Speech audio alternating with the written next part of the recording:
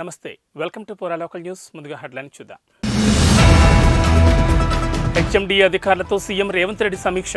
పాఠశాలల్లో మౌలిక సదుపాయాలపై ముఖ్యమంత్రి ఆరా. గొర్రెల స్కామ్ తరహాలో ఆవుల పంపిణీ స్కామ్. కీలక పాత్ర పోషించిన కాంట్రాక్టర్లు, అధికారులు. సౌమ్య జాను కేసులో కీలక పరిణామం. సినీ నటి కోసం గాలిస్తున్న పోలీసులు. సూర్యాపేట జిల్లా జాతీయ రహదారిపై రోడ్డు ప్రమాదం. ఆటోను ఢీకొట్టిన బస్సు, 3 కూలీలు మృతి, 12 మందికి గాయాలు. తెలంగాణలో ఇంటర్మీడియట్ పరీక్షలు ప్రారంభమయ్యాయి. వొకేషనల్ విద్యార్థులు సహా ఫస్ట్, సెకండ్ ఇయర్ విద్యార్థులు ఈ పరీక్షలకు హాజరయ్యారు. ఇవాళ నుంచి మార్చి 19 వరకు పరీక్షలు జరగనున్నాయి. ఈ పరీక్షలకు Telangana state board of intermediate సర్వం సిద్ధం చేసింది. ఇక ఈ పరీక్షలకు మొత్తం 9,80,978 మంది విద్యార్థులు హాజరు కానున్నారని ఇంటర్ బోర్డు తెలిపింది. వీరిలో 4,78,718 మంది ఫస్ట్ ఇయర్ విద్యార్థులు, 5,02,260 మంది విద్యార్థులు సెకండ్ ఇయర్ విద్యార్థులు ఉన్నట్లు వెల్లడించారు. ఇంటర్ పరీక్షలు రాసే విద్యార్థులకు 1 మినిట్ లేట్ ఎఫెక్ట్ పడింది. 1 నిమిషం ఆలస్యంగా ఎగ్జామ్ సెంటర్ కావడంతో అధికారులు అనుమతించలేదు. నాంపల్లిలో పలువురు విద్యార్థులు ఎగ్జామ్ సెంటర్కు చేరుకోగా నిమిషం ఆలస్యమైందని చెప్పేసి పరీక్ష రాసేందుకు అనుమతించలేదు. అటు సిద్దిపేట ప్రభుత్వ జూనియర్ కాలేజీలోనూ ఇదే పరిస్థితి అయింది. 2 విద్యార్థులు ఎగ్జామ్ సెంటర్కు ఆలస్యంగా రావడంతో పరీక్ష రాయడానికి అనుమతించలేదు. ఉన్నతాధికారులను రిక్వెస్ట్ చేసినా అనుమతించకపోవడంతో విద్యార్థులు వెనుదిరిగి వెళ్లిపోయారు. వికారాబాద్ కేంద్రంలోని సిద్ధార్థ జూనియర్ కళాశాలకు ఇంటర్ ఎగ్జామ్కు 3 విద్యార్థులు 5 నిమిషాలు లేటుగా వచ్చినందుకు గాను విద్యార్థులను అధికారులు వెనక్కి పంపించివేశారు. సూర్యాపేట జిల్లా మోతే మండల కేంద్రం వద్ద జాతీయ రహదారిపై రోడ్డు ప్రమాదం నెలకొంది. కూలీ పనులకు వెళ్తున్న ఆటోని మధుర డిపోకు చెందిన బస్సు ఢీకొట్టింది. ఈ ప్రమాదంలో 3 కూలీలు మృతి చెందగా 12 మందికి తీవ్ర గాయాలయ్యాయి. క్షతగాత్రులను సూర్యాపేట ప్రాంతీయ ఆసుపత్రికి తరలించారు. మోతే మండలం బుర్కచర్లలో కూలీలు మిరప పనులకు వెళ్తుండగా ప్రమాదం జరిగినట్లు తెలుస్తోంది. మృతులు రామసముద్రానికి చెందిన వారుగా పోలీసులు గుర్తించారు. సూర్యాపేట జిల్లా గరడేపల్లి మండలం కాలువపల్లి గ్రామంలో భార్యపై భర్త బ్లేడ్తో దాడి చేశాడు. భార్యాభర్తల మధ్య వివాదం ఉండడంతో ఇద్దరు వేర్వేరుగా ఉంటున్నారు. వీరికి 2 పిల్లలు. కొంతకాలంగా వీళ్ళిద్దరి మధ్య వివాదం చోటు చేసుకోవడంతో కేసులు నమోదు చేసుకున్నారు. విడాకులకు దరఖాస్తు కూడా పెట్టుకోవడం జరిగింది. నాగార్జున అత్తగారి గ్రామమైన దాడేపల్లి మండలం కాలువ పెళ్లికి వచ్చి గొడవ పెట్టుకోవడంతో వివాదం తలెత్తింది. ఈ గొడవలో నాగార్జున బ్లేడ్తో భార్య నాగలక్ష్మి, అడ్డం వచ్చిన వదిన స్వరూపను తీవ్రంగా గాయపరిచాడు. అనంతరం గ్రామస్తులు నాగార్జున పట్టుకుని పోలీసులకు అప్పగించారు. జూబ్లీహిల్స్లో ఓ యువతి హల్చల్ చేసింది. హైదరాబాద్లోని బంజారాహిల్స్ ప్రాంతంలో ట్రాఫిక్ హోంగార్డ్పై దాడి చేసి ఫోన్ పగలగొట్టింది. అనంతరం బూతులు తిడుతూ నానా హంగామా చేసింది. డ్యూటీలో ఉన్న ట్రాఫిక్ హోంగార్డ్పై దాడి చేయడంతో ఆమెపై కేసు నమోదైంది. హైదరాబాద్ బంజారాహిల్స్లో రాంగ్ రూట్లో వచ్చిన యువతి కారును హోంగార్డ్ అడ్డుకున్నాడు. దీంతో యువతి బూతులు తిడుతూ అతని బట్టలు చింపి దాడికి పాల్పడింది. రాంగ్ రూట్లో రావడంతో సహకరించడానికి బదులు ఆ మహిళ ఆగ్రహానికి గురై తనను అడ్డుకున్న హోంగార్డ్ను దూషించింది. చుట్టుపక్కల వారు సర్ది చెప్పేందుకు ప్రయత్నించినా ఆమె ఏమాత్రం తగ్గలేదని ప్రత్యక్ష సాక్షులు తెలిపారు. ఈ ఘటనను వీడియోలో చిత్రీకరిస్తున్న ట్రాఫిక్ హోంగార్డ్పై ఆమె భౌతికంగా దాడి చేసింది.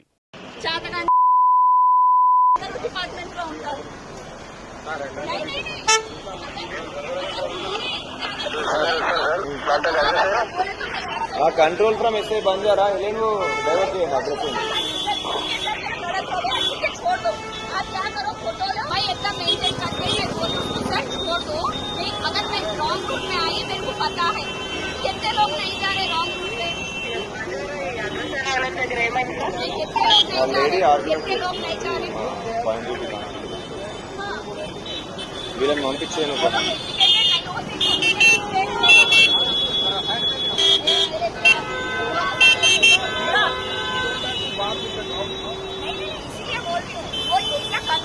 कैसा बात करेगा, गलत है ना। पुलिस वाले बोले तो हम इतना रेस्पेक्ट करते, ऐसे साले हमको रेस्पेक्ट कैसा करते, ऐसे लोगों के बारे में पूरा डिपार्टमेंट क्या बन जाएगा।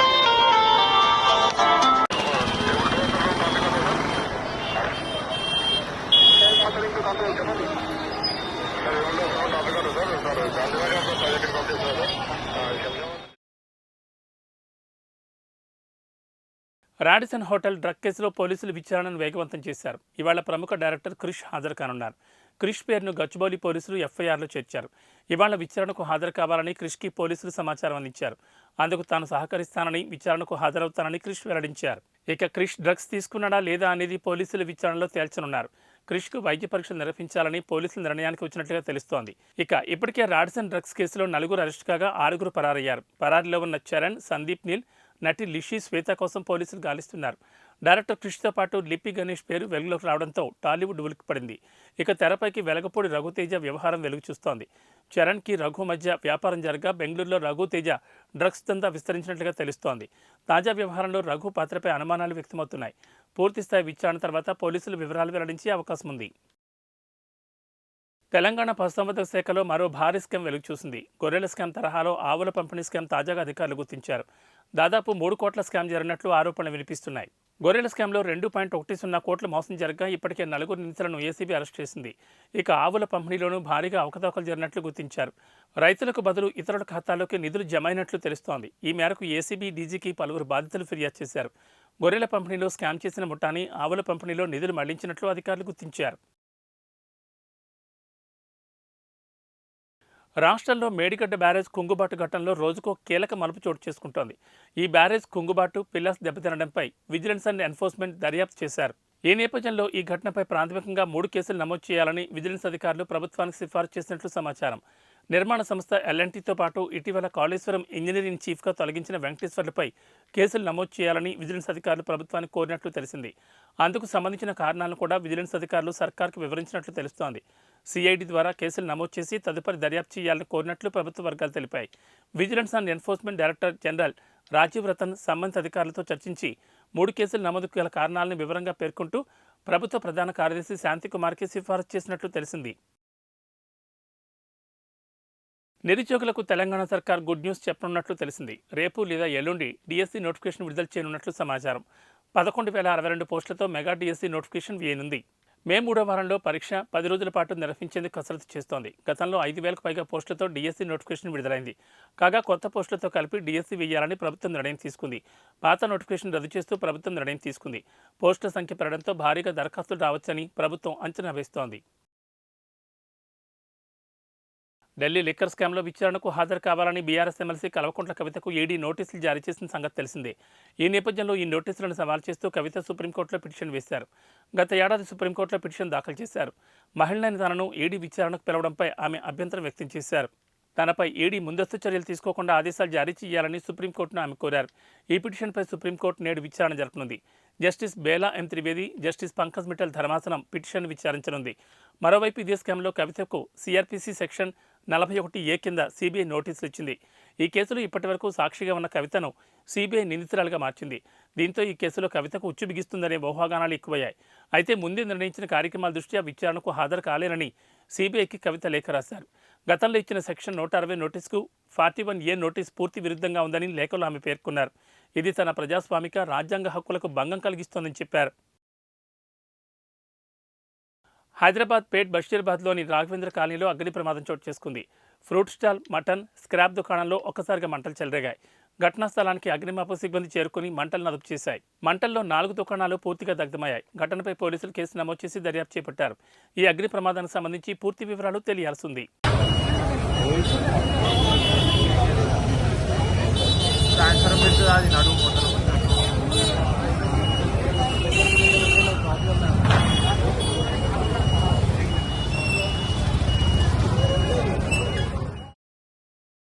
ఏబీ బులెటిన్ విశేషాలు. నమస్కారం.